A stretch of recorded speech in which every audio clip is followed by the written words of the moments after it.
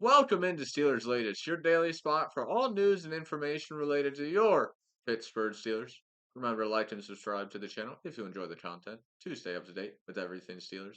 Let's get rolling. I told you yesterday Aaron Rodgers would be on the Pat McAfee show doing his first interview, long form interview since being on the Steelers, and it went on for 44 minutes. If you didn't watch it all, I got the main things that, or everything he hit, and then the main takeaway we already had is that he said this is going to be his final year.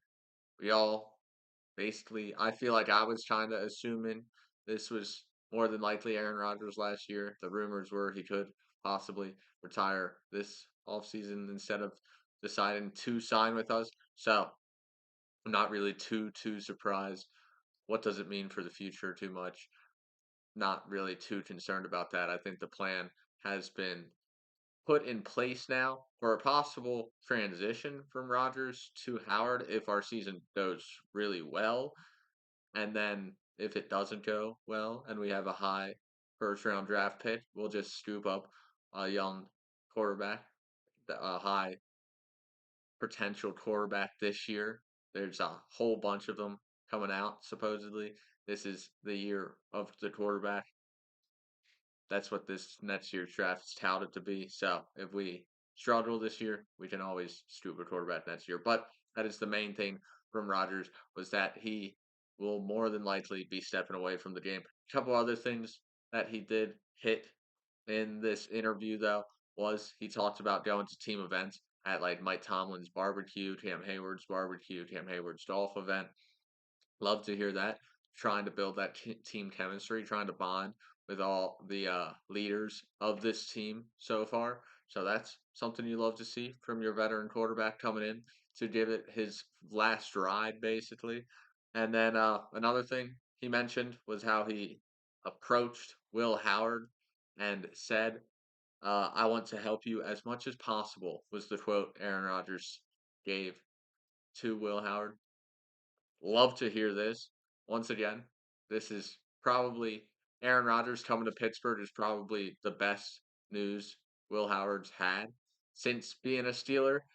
He's able to just learn everything, absorb everything that Rodgers can give insight on and knowledge on.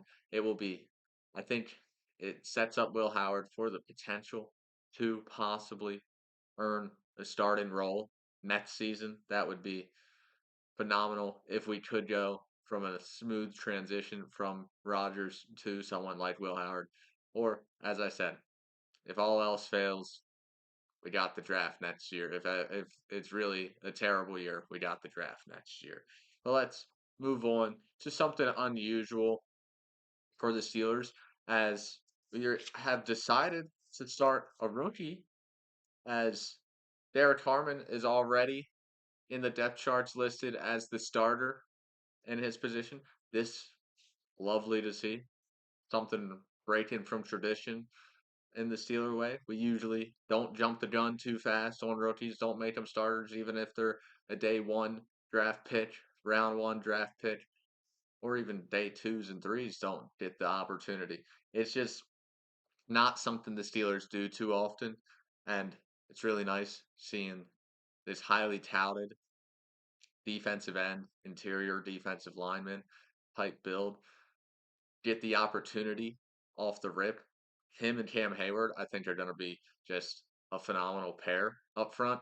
They're going to be just wreaking havoc in the interior of that defensive line, while Highsmith and Watt will be coming around the edge. And I'm just excited to see the development of Harmon. Once again, Steelers don't do this often, so they must really believe in Derek Harmon's abilities to get the job done and that he is truly a person that will be in town for a while, if you know what I mean by that.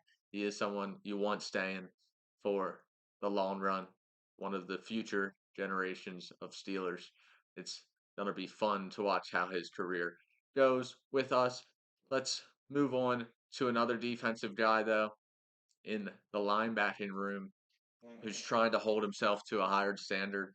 Uh, kind of hard to boost the tackle numbers for this guy after last year. He went up over 100 tackles once again. But Patrick Queen was upset with his performance given last year. He wasn't the happiest with his numbers at the end of the season, but he said this is something it's usual for him. He's usually never happy with what he gives on the field because he's always striving to be better. This is something you want to hear from the leader of your defense in the middle of the defense.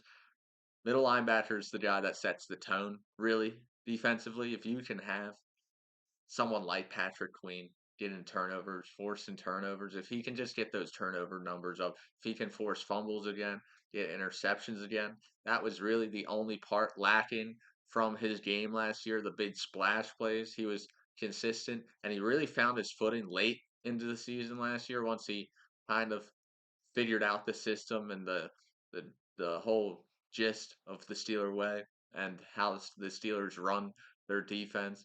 It takes some time learning all that stuff, and by the end of the season, he was looking in peak form. So I'm excited to see him and Peyton Wilson. I really do believe him and Peyton Wilson have the opportunity here to etch themselves as one of the top linebacking duos in the league this year, interior linebacking duos, middle linebacking duos. I think they have a great opportunity this year. This defense, in my opinion, is set up to be if the offense can keep them off the field, this defense is set up to be one of the best units in the NFL this upcoming season. But finally, we're gonna end the show on something a little interesting, but Joey Porter Sr., not junior, senior, former Steelers coach, also wants to return to his coaching position with the Steelers. He said this on Cam Hayward's podcast. And if I'm being completely honest, I don't think we really need him in the building right now. It just doesn't make too much sense. I also don't like the father son combination coach player. Like that's just it can get real weird real quick with that whole situation. And also the defense isn't the side of the ball that we should be looking for coaches on. The offensive side of the ball, we need to get those offensive numbers back up. So let's, if the next coaching change should be offensive coordinator, if we're being completely honest, because he doesn't get it done. But once again, don't want Joey Porter Sr. really coming back to the team. I like that he's in the building, around the building a lot with his son there. He can always bestow wisdom on players that way, just when he's passing by. If a player asks a question, you can bestow your wisdom that way. Otherwise, we don't really need you coaching for the Steelers anymore. We appreciated your tenure there when you were here, but your time is up.